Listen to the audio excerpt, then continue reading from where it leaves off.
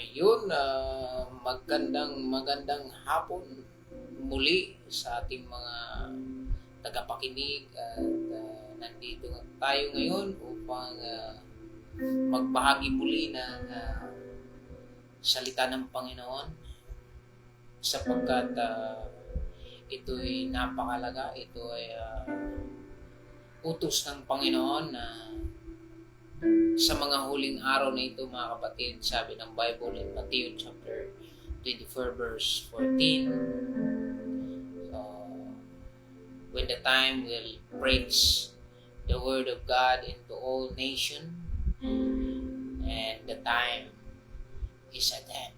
So, yung mga huling bagay na para tapos na itong mundong ito, mga kapatid, ay maibahagi ang salita ng Diyos sa buong mundo. No? So, kung tanong mo ay ano ba yung huling panahon para magtatapos na ang mundo, ito'y nakasalalay sa salita ng Panginoon.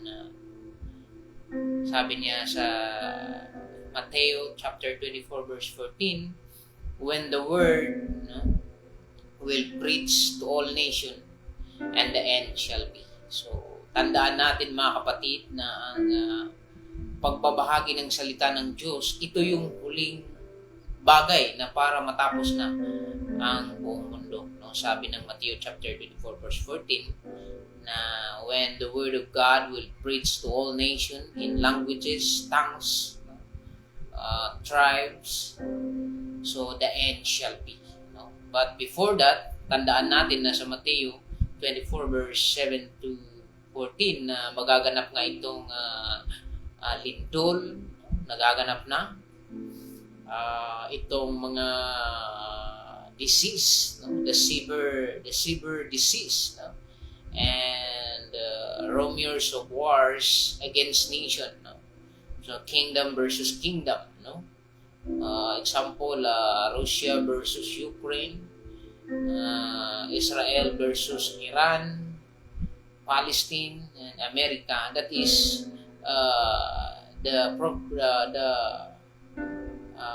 anong tawag dito, yung katotohanan o nagaganap, the fulfillment of the prophecy of the Bible that nation against nation, rumors of wars and diverse earthquake in diverse places. So nagaganap na po, mga kapatid, itong mga lindol, mga sakit, to prove that this is the beginning, no? And sa ating paningin na ito ngang digmaan ng Russia and Ukraine, America and Iran and Israel, this is the beginning of World War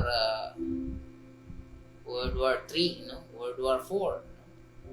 But this war will be the end of the world. No? So makikita natin ngayon yung sit-up, no? When you watching online and television and social media and news, no? Makikita natin yung sit-up of alliance, no? Of nation against nation, communist alliance and Democrat alliance, no? So that is the setup of nation against nation, no? Wars against not allied country, no? So that is the beginning of war, no? Sabi ng Bible that you heard earthquake, diverse of wars, against nation, against kingdom, kingdom versus kingdom. So that is the beginning of the fulfillment of the prophecy of the Bible, which written of Matthew, no, in book of chapter 24 verse 4 to 14, no, mga kapatid, no? So, but today we share to you the great news about the Lord Jesus Christ. Bago yan, binabati natin ang ating mga tagapakinig mula dito sa Manila hanggang sa Mindanao, no? Sa aking mga kababayan dyan sa may Sarangani Province, George Santos City, Davao City, at maging dito sa mga kaigsunan nato sa Sugbo, sa Cebu, o diri sa kauluhan sa Maynila, mga kaigsunan, mayong buntag o buntag diri sa pagpati diri sa kauluhan buntag, no? But sa ato karon hapon na, ngayong hapon sa ato mga kaigsunan diya sa may Sugbo. Sa unang panahon gitawag og Sugbo, apan karon gitawag og Cebu, no? The land of Cebuanos, no? But mga kapatid, I want to share with you the most important things or the most important news today. Kung may balita sa TV at sa media, ay mas may mahalaga pang balita ngayong hapon na ito na inihanda ng inyong lingkod para may pabahagi sa inyo, mga kapatid, itong salita ng Diyos na matatagpuan sa book of 1 Thessalonians chapter 4 verse 13 to 18, Revelation chapter 1 verse 7, Revelation chapter 22, 12 and 13, no?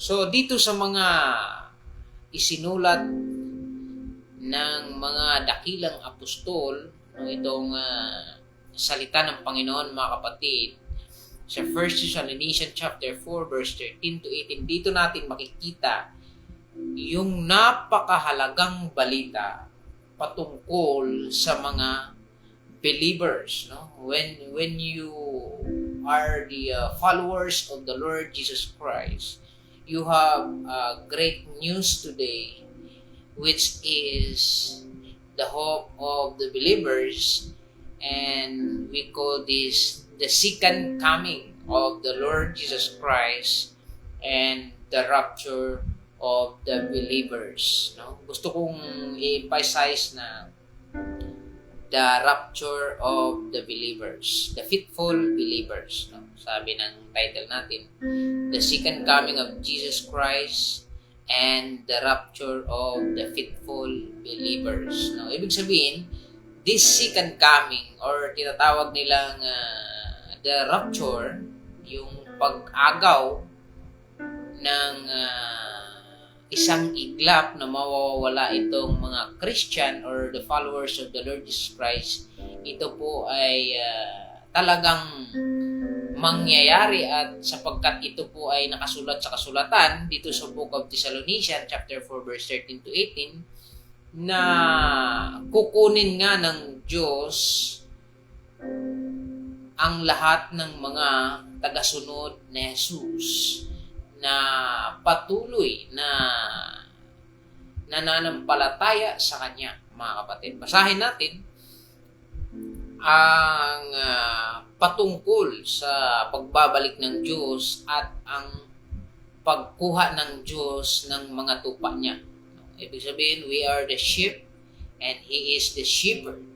So, talagang magaganap na kukunin ng Diyos ang kanyang mga anak, no? So, ano ba yung basihan natin? So, ang basihan natin ay nakasulat dito sa book of 1 Thessalonians chapter 4 verse 13. Tingnan natin sa verse 13 ng chapter 4. But I would have not to be ignorant, no, brethren. But I would not have you to be ignorant, brethren, concerning those who have fallen asleep, so that do not grieve like others who have no hope. So, dito makikita natin, mga kapatid, na huwag tayong maging ignorante, no? So, sinabihan tayo ng Panginoon na huwag tayong maging ignorante, no? Patungkol sa mga namamatay na. Yung namamatay na. Okay? So, kapag may relatives ka, mahal sa buhay na namamatay na, huwag kang mag-alala. Sabi niya dito, so that you do not grieve like others who have no hope. No?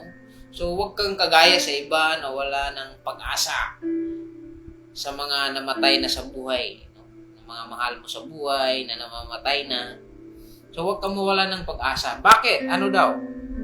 Verse 14. For if we believe that Jesus died and rose again, just so God will bring with Him those who are asleep in Jesus. So dito mga kapatid, makikita natin na if we believe that Jesus died and rose again, just so God will bring with Him those who are asleep in Jesus. No, dito binigyan tayo ng dakilang pag-asa na kung tayo'y mamamatay or kung sila'y namamatay na may pananampalataya at sumunod sa ating Panginoong Hesus, na si Jesus nga ay pinaniniwalaan niyang namatay at nabuhay muli.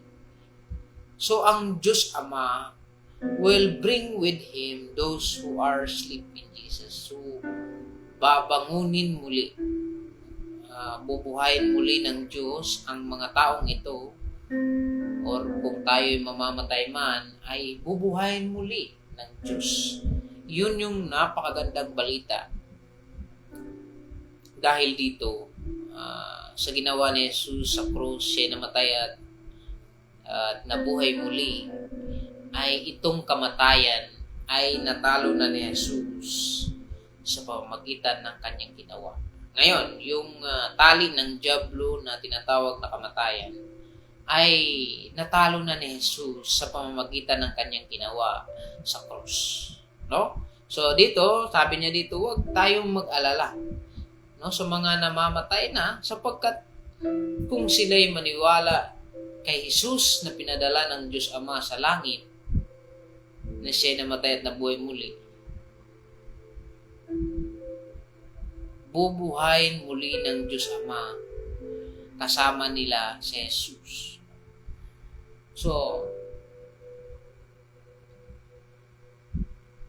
who those who died with Christ. Ibig sabihin, ang pwede lang ma-resurrected or pwede lang mabuhay muli itong mga naniniwala sa Panginoong Hesus at sumunod sa Kanya. No? So, the dead in Christ will rise first. So, nakakalungkot isipin na yung namamatay lang na sumunod kay Jesus ang makasama sa pagbabalik ng Panginoong Hesus. So, yung iba na walang pananampalataya sa Panginoong Hesus, so, ang mangyari niyan, mabuhay sila muli sa panahon na ng white throne judgment. Dalawa kasi yung judgment sa Bible. No? May tinatawag sa yung judgment seat of Christ and the judgment, the white throne judgment. No? So, yung judgment seat of Christ, that is the judgment for the believers in heaven. No? Ang kanindot sa judgment seat of Christ, ito'y para sa mga believers. At ito'y para sa mga nakasama sa rapture. Doon sa rapture, pagdating sa langit, may tinatawag na recognition day, no? Or tinatawag itong judgment seat of Christ, or pinaniniwalaan ng mga theologian na ito ay tinatawag na awarding ceremony. No? Malalaman mo dito kung ikaw ay may ginawa sa Diyos or wala while on earth. Kaya nga tayo ay nangangaral ng salita ng Diyos. Pagdating ng panahon, baka sakali makatanggap tayo ng award sa Panginoon. So, kung may award man sa mundo lang yan, hindi madadala sa langit. Ngunit ang napakagandang award ay mabigyan ka doon, no, sa awarding ceremony ng Panginoon sa langit. Yun ang ating hangarin. Patuloy tayong manalangin na naway gabayan tayo ng Diyos sa ating mga gagawin sa buhay, na malugod ang Diyos sa atin sa kabila man ng mga pagkukulang natin sa buhay, sa kabila man ng mga pinagdaanan, problema, sakuna, kasakitan. Mga kapatid, hindi po ito ang dahilan upang hindi tayo magpatuloy na bigyan ng kapurihan ang Panginoong Diyos, sapagkat nga ay pinili na tayo ng Diyos sa pamamagitan ni Jesus. Itong katawan na ito ay wala na itong silbi kapag namamatay na. No? So ano ba yung madadala natin sa langit? Yung ginagawa natin sa ating manlilikha. Ibig sabihin yung ginawa natin para sa Diyos, no? Yun na yung counted sa ating Panginoon. No? So, verse 15, "For this we tell you by the word of the Lord, that we who are alive and remain until the coming of the Lord will not precede to those who have fallen asleep." No? So, diri makaigsunan, giingnan ta nga pinaagi sa pulong sa Ginoo nga kung mubalik ang Diyos, kapag babalik ang Diyos dito sa mundo, ay yung mga namamatay na naniniwala or yung mga example, yung pastor na mamatay pagbalik ni Jesus or lahat ng mga believers namatay na, bubuhayin sila ni Jesus muli. At tayo namang mga buhay. Sabi ng verse 15, "For this we tell you by the word of the Lord, that we who are alive and remain until the coming of the Lord will not precede to those who have fallen asleep." So, hindi tayo muna ang kukunin ng Diyos. So, buhayin muna yung mga patay na mga Christian at tayo namang mga buhay na sa pagdating ni Jesus, or example ngayon, ikaw ay tagasunod ni Jesus. So, pagdating niya, bubuhayin muna yung mga Christian na namamatay doon sa libingan for the rapture. No? Tapos, tayo namang mga buhay ay, sabi niya, kukunin ng Diyos. So, we are in book of 1 Thessalonians chapter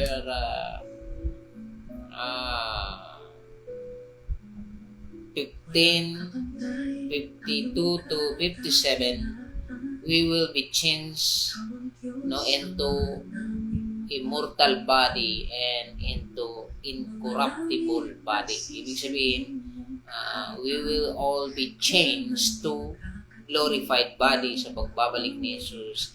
Ito ngang mga faithful believers or mga Christian na mga totoo na sumunod sa ating Panginoong Jesus. So, ganun ang mangyari mga kapatid, no? Sa pagbabalik ng Panginoong Jesus, yung mga namatay na mga Christian, buhayin muli ng Panginoong Jesus sa verse 15, at tayo namang mga buhay sa pagbalik ni Jesus, siyempre may buhay yun. Yung pagbalik ni Jesus namang yun na yung mga buhi, no? So, yun ay makasama natin si Jesus. So, dito sa rapture mga kapatid, si Jesus sa kanyang pagbabalik, hindi siya bababa sa lupa. No? Siya ay nasa clouds or sa kapanganuran. No? Asa mabasa makaigsunan. Dito sa verse 16, sabi niya dito, "For the Lord Himself will descend from heaven with the shout, with the voice of archangel, and with the trumpet of God, and the dead in Christ will rise first." So, ganun yung senaryo mga kapatid, na kapag tumunog na itong trompeta, ay babalaba na si Jesus, and the trumpet of God, and the dead in Christ will rise first. Sa verse 16, sa pagbabalik ni Jesus, ay tutunog itong trompeta, at ang mga the dead in Christ will rise first. No? Take note mga kapatid, the dead in Christ will rise first. So, ibig sabihin, yung mga namatay na sumunod kay Jesus lang, take note na yun lang ang ma-resurrect, no? Sa rapture. Itong sa pagbabalik ni Jesus, no? So, si Jesus ay hindi siya bababa muna sa lupa, sapagkat nga itong rapture ay si Jesus ay nasa kalawakan, no? Siya ay naghihintay sa kalawakan. At ito'y patunayan natin dito sa 1 Thessalonians chapter 4 verse 17. Basahin natin. "Then we who are alive and remain, we will be caught up. O, ito na yung tinatawag na rapture sa verse 17. Then we who are alive and remain will be caught up together with them in the clouds.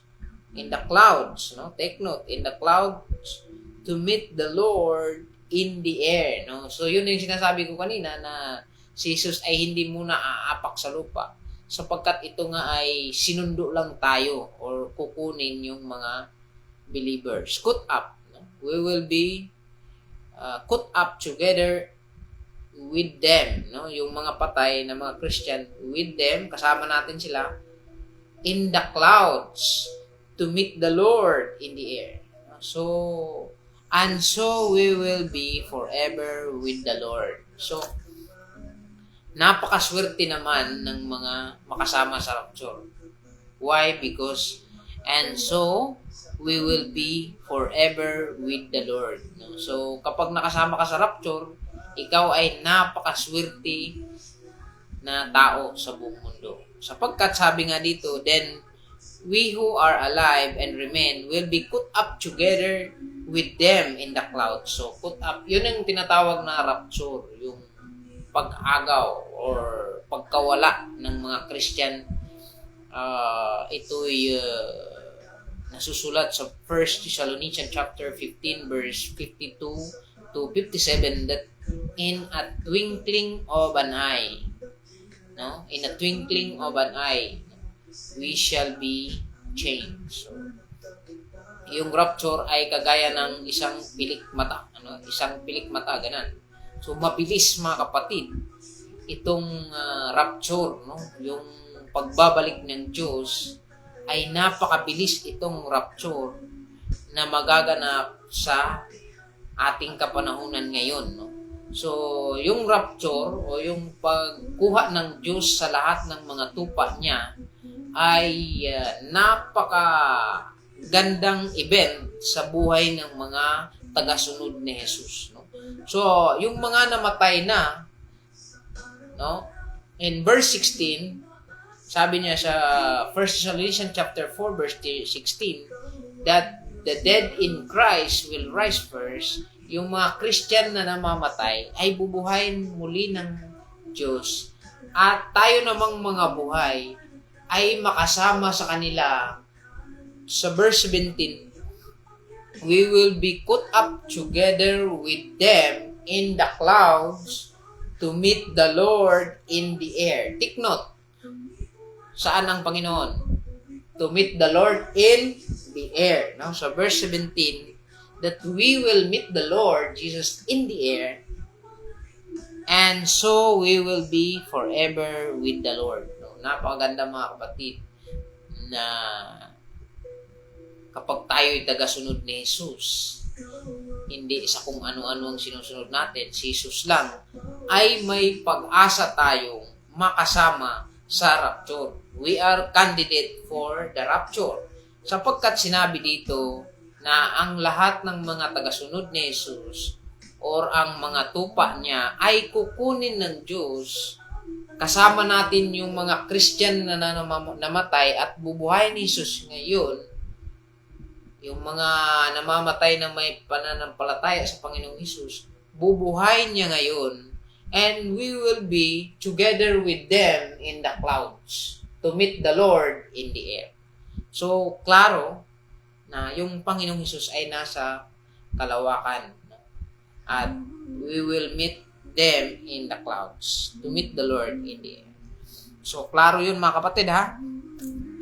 So, ang kagandahan dito, and so we will be forever with the Lord. So, kapag nakasama ka na sa rapture, forever ka na makasama sa Panginoon for the rest of your life. No? You are enjoying to serve the Lord Jesus to the end of your life. Verse 18, therefore comfort one another with this word. No? Kaya nga sa verse 18, no, sinabi ng Panginoon, ng salita niya na magsaya kayo sa ganitong salita. No? Therefore comfort one another with this word. nga maglipay kita matag usa nga mga tagasunod ni Jesus. Makaigsunan ang pulong nga rapture o pagbalik ni Jesus diha sa kapanganuran aron sa pagsugat sa mga sumulunod ni Jesus, usa kini ka tinuod nga butang nga mahitabo gayud kini, no? So kung doon na kitay mahal sa kinabuhi nga nahanaw na apan doon na siya dako nga pagsalig kang Jesus, nangalagad siya bago siya namatay, nagasimba siya kay Jesus bago siya namatay, magkita kamo, no? So ingon manggod diri sa verse 16 sa 1 Thessalonians chapter 4 verse 16, for the Lord himself will descend from heaven with the shout, with the voice of archangel, and the trumpet of God, and the dead in Christ will rise first. So, katong mga mahal ninyo sa kinabuhi nga nahanaw na, buhion sa Ginoo, no? And the dead in Christ will rise first. Pero timan nga banhawon sa Ginoo katurang nagsunod niya. Ang gingon manggod diri, the dead in Christ, mga nangamatay diha kang Jesus. Puto sabot mga nangalagad diha kang Jesus nga nangamatay pagabanhawon sila kauban nato sa pagsugat diha sa Ginoo, diha sa kapanganuran. Ingon diri sa verse 17, no, sa Thessalonica chapter 4 verse 17, mga kaigsunan, no? So but pasabot kung doon na tayo mga mahal sa kinabuhi nga nahanaw na, magkita kayo muli. Magkita kayo muli at isa itong napakagandang reunion, no, sa isang pamilya na magkita kayo muli ng mahal mo sa buhay sa langit. Ngunit, so tagaan na to eksplanasyon nga lalong. Pero kung ang tao namatay nga way Ginoo, wala siya mga lagad sa Ginoo, samtang napa siya sa kalibutan, namatay siya nga wa nagidulsol, namatay siya nga way record sa Ginoo. So nag-ingon jud ang Biblia, mga kaigsunan, ako di gyud ko mo limbong ninyo nga ingon sa John 3:18, ang wala mo tuo sa anak gihukman na. Tanawa, ang wala mo tuo sa anak gihukman na. Kay nga naman, kay wala man siya mo tuo sa anak sa Dios nga manluluwas. Karon mo gani giingon ako, unsaon man nimo pagkaluwas, unsaon man nimo pagkabanhaw kung wa kay abogado o manluluwas. So ang ginganlan nga manluluwas sa Biblia, ang pangalang Jesus raman, ug siya ra po'y gipadala sa kalibutan sa Amahan aron kita luwason, mga kaigsunan, gikan sa kamatayon o gikan sa silot nga gitawag og impierno. Dili kita makalingkawas sa kamatayon ug sa impierno kung wala kitay manluluwas nga atong saligan nga gitawag nato og lawyer, abogado, mga kaigsunan, nga si Jesus. So ing ana, mga kaigsunan, ang dako kayo nga problema karon kung ang atong gituuhan lahi, no? Wala na subay diha kang Jesus. Kung ang atong gisimba dili si Jesus, gawas kang Jesus, mali kini, mga kaigsunan. Sultihan ta mudaan, ang mugawas diha kang Jesus, ingon niya diha sa Juan 3 hangtod sa 10, usa siya ka magbalantay sa mga karniro. Ang mugawas sa iyang kural muadto gayud sa impierno, no? Ingon niya dito nga ang mo agi sa mga pader, muambak ng biskulungan, wala siya moagi diya sa purtahan nga nagingon si Jesus, ako ang purtahan, ako ang tigbantay sa mga karniro. Ang mo agi sa akong purtahan, mora gyud to ang makasulod sa gingharian sa langit. O katong mga musibat-sibat dito sa mga pader, dito gid sila mahulog sa nagdilaab nga kalayo nga mawang impyerno. Makaigsunan, gusto na ko nga prangka kong istorya ninyo nga kung i-reject gyud nato si Jesus sa atong kinabuhi, usa kini kadako nga dilubyo sa imong kinabuhi. At least gisultihan ta mo makaigsunan nga if you reject the Savior, wa jud kay abogado atubangan sa Ginoo. Wa jud kay abogado atubangan sa hukmanan sa Ginoo. Kay ngano man, mao ganing gipadala niya ang iyang usa ka anak aron nga kita dunay manlalaban atubangan sa Dios nga mga. No? So, in 1 Corinthians chapter 5 verse 21, he is sinless. Or gitawag nila nga nahimo siyang makasasala tungod sa tuwa. Aron kita mahimong balaan o matarong atubangan sa Diyos tungod ni ining atong Ginoong Kristo mga kaigsunan. So kini nga mga topic mga kaigsunan, usa kini ka propesiya nga mahitabo gayud tungod kay atong tan-aw ng atong kinabuhi.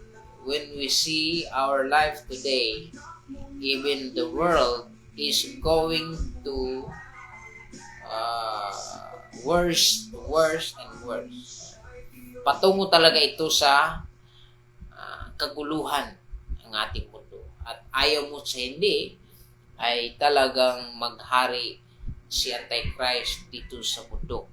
So, before the reign of Antichrist, there is a great news to you, which is the rapture. So, bago man mangyari yung 666, bago mangyari na umupo si Antichrist sa ating mundo, ay kukunin muna ng Diyos ang kanyang mga tupa.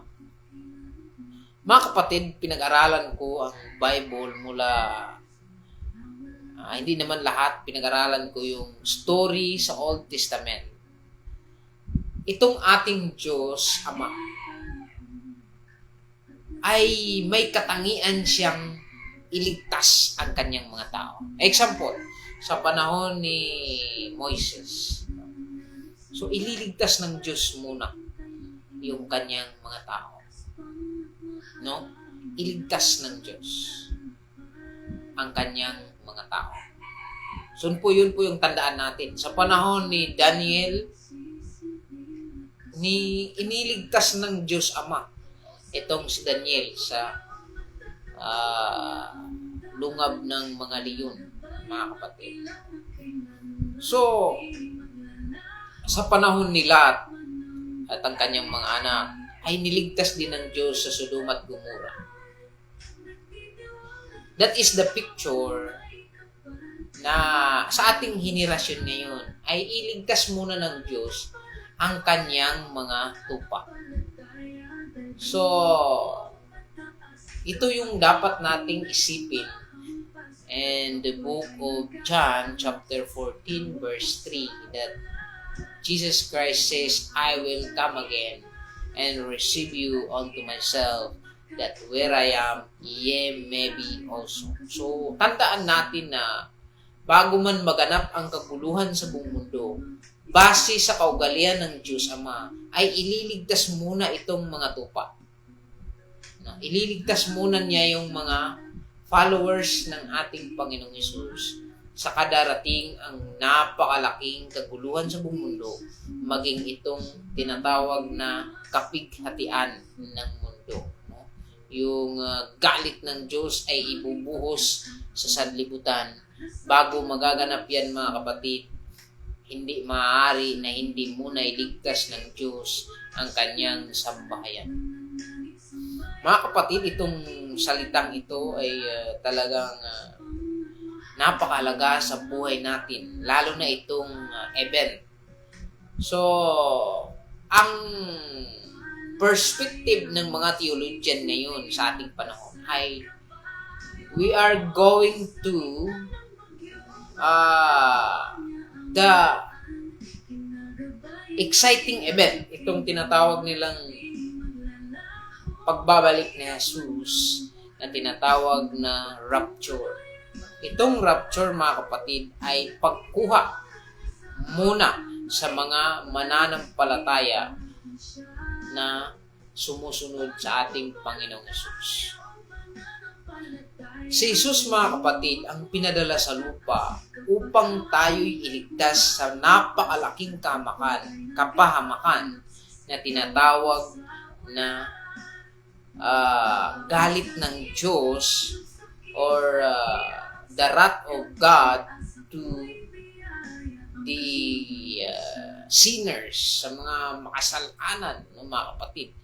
No, so ito nga yung pinadala sa atin upang tayo'y iligtas, mga kapatid, sa napakalaking kaganapan o itong kapighatian na magaganap sa buong mundo. So my challenge is right now, kailangan na nating bumalik sa Diyos at magsilbi sa Kanya. Sapagkat, mga kapatid, I want you to frankly na itong buhay natin sa mundo ay temporary lang talaga. Yung mga ari-arian natin, kayamanan natin, di ba? Nakikita nyo naman na ang kayamanan ay talagang hindi madadala sa libingan. Di ba? Nag-enjoy ka sa buhay, masaya ka, pero masaya ka kasamang pamilya mo. Pero yung tinatawag na sa panahon na may mangyayari na mawala ka na sa mundo, ano ba yung nagawa mo sa Diyos? Kung ikaw ay mayaman, katulad ng mga nakikita natin sa politics, or yung napakayaman na kontraktor na nakita natin sa social media, ano ba yung maipagmalaki niya sa Panginoon sa pagdating ng panahon? Ito ba'y ginamit niya para lang sa Kanya? No? So, invalid po yun, mga kapatid. Ang tanging madadala ng isang tao, sabi ng Bible, ang kanyang kayamanan ay sa kabila ng kanyang kasiyahan sa buhay, dapat may gagawin siya para sa Panginoon. No? So, kagaya ni Job, isa siyang mayaman, nagpagamit siya sa Panginoon. No? Yung kayamanan niya, ginamit niya sa Panginoon. Sapagkat ito nga yung dapat tamang gawin ng isang mayaman. Kagaya nakita natin sa TV, yung kontraktor na napakaraming sasakyan. Ngunit ang mga Pilipino ay nagdusa, nalulubog, nagbike. Doon sa isang bayan na nakita ko nung nangaral ako, napakaraming yung tinatawag nilang bike na may yung papadyakan. Pero yung politiko, napakagandang sasakyan. Mga kapatid, kawawang Pilipinas. Ako'y nalulungkot. No?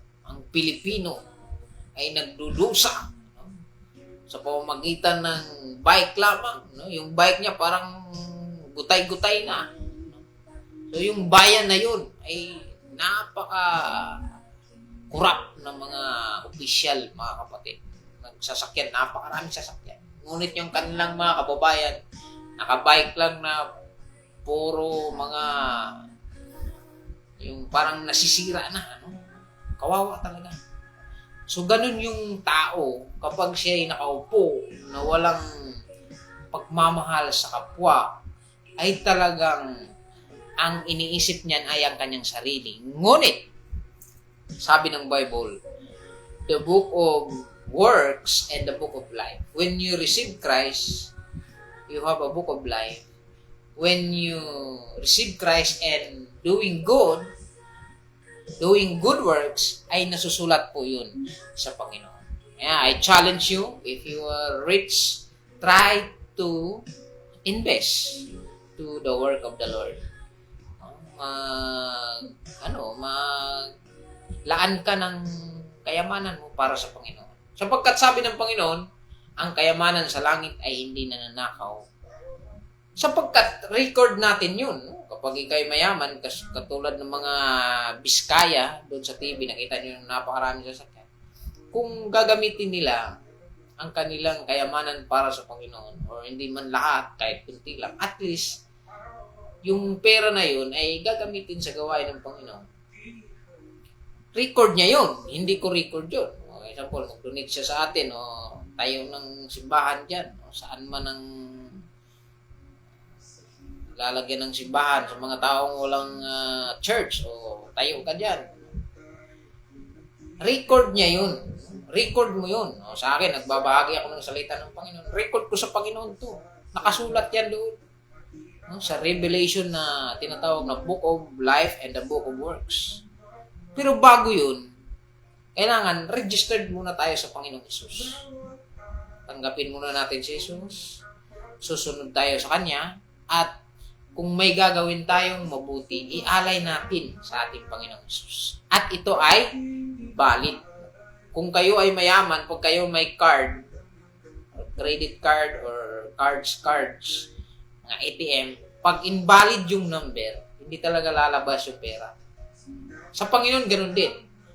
Kapag gumawa ka ng tama at wala ka sa Panginoon, invalid yun.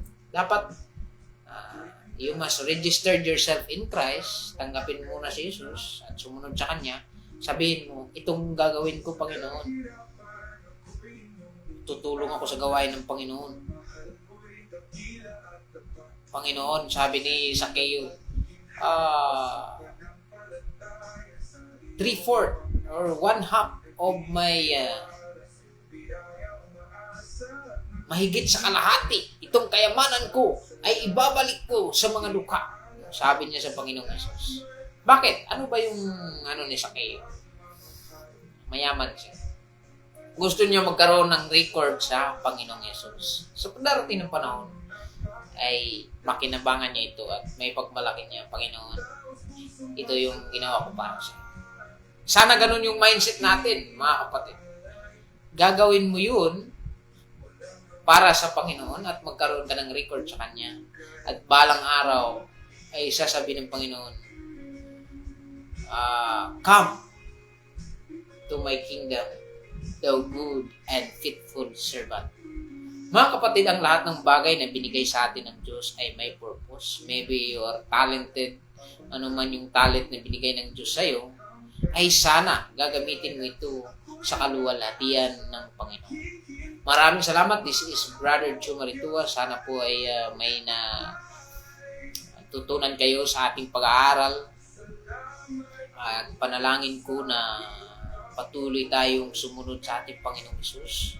No matter what happened to our life, just continue to obey the Lord and pursuing. Kahit si Apostol Paul, sinasabi niyang, keep praising the mark. No? Keep praising. So, ibig sabihin, patuloy. Kahit kunti. No? Patuloy hanggang babaguhin tayo ng Diyos. Siya yung magbago sa atin sa pamamagitan ng banal na Espiritu, babaguhin tayo at yung puso natin ay papalitan ng Diyos ng mabuting puso. Mga kapatid, huwag po tayong masyadong mag-alala sa ating buhay. Ibigay natin sa Panginoon ang lahat ng alalahanin, ano man ang problema natin ngayon, mga kapatid. Isa pa sa Diyos natin ito.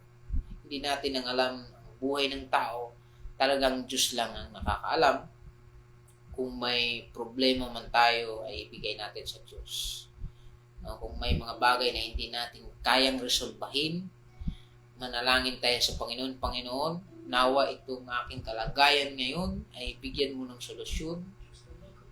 O, hindi ko kayang resolbahin. Panginoon, ikaw ang gumawa ng paraan at gamitin mo ako para sa iyong kalulatian. Ganun yung buhay natin, mga kapatid. Sabi nga ng mga theologian sa Bible, kapag tayo sumunod sa Diyos, araw-araw ay nakadama tayo ng mga encounter, mga problema sa buhay. Ganito talaga ang buhay natin. Ngunit, dyan lang ba tayo? O kung may problema, dyan lang ba tayo? Magpakamatay na tayo? No? Dami natin nakikita na news sa TV, sa media na nagpakamatay sa kanyang sarili, yung tinatawag na bigti. No? Hindi kasi ganyan ang buhay ng tao. May problema tayo. Pero, sabi ng Panginoon, sa pamamagitan ng pag-ibig ng Panginoong Hesus, ay huwag mong wakasan ang iyong buhay. Sapagkat ang buhay natin ay daraan tayo sa tinatawag na mga processing life. Proseso ang buhay ng tao. Hindi natin alam bakit tayo nakaranas ng ganitong mga bagay suliranin. Ito po yung test ng Panginoon sa atin. Kung magpatuloy pa ba tayo sa pagsunod sa Kanya. Kung patuloy tayo, yung problema mo, sabi mo, Lord, ibigay ko to sa iyo. Sana bigyan mo ako ng solusyon. Hindi na ako magpakamatay. No? So, gagawa ang Diyos ngayon ng paraan para sa iyo. Sapagkat hindi ka nga sumuko. Maybe it is the test of the Lord or a persecution of the enemy, which is the devil. No? So, iba yung test, iba yung temptation. Yung temptation naman ay galing sa diablo. Yung test ay sa Panginoon. Tinitest yung pananampalataya. Mga kapatid, kung may problema man na hindi masusolve ng kaibigan, pamilya, o sarili mo, ang problemang ito ay ibigay mo sa Diyos. Sapagkat napakapangyarihan ng Diyos, even the time of Daniel na ilagay na siya doon sa lagayan ng mga leon. Talagang imagine, napaka-challenge. Mga kapatid, nakakatakot na ilagay ka doon sa napakaraming leon. Sa pamamagitan noon, hindi siya sumuko sa Panginoon. Gumalaw ang Diyos sa panahong yun na napakahirap na ilagay ka doon sa lagayan ng mga leon. Ngunit sa mga time na yun ay gumalaw ang Diyos. He shut up the mouth of a lion. At itong mga leon ay hindi nila kinain si Daniel. To prove that when we are in challenging life, there is a God who is working with us. Sa panahon ni Shadrach, Meshach, Abednego, nilagay sila doon sa 7 times of furnace fire. 7 beses na napakainit, mga kapatid. Ngunit, niligtas sila ng Panginoon sa kanilang suliranin na napakadelikado sa panahon na yun. So mga kapatid, yun yung challenge natin sa bawat isa.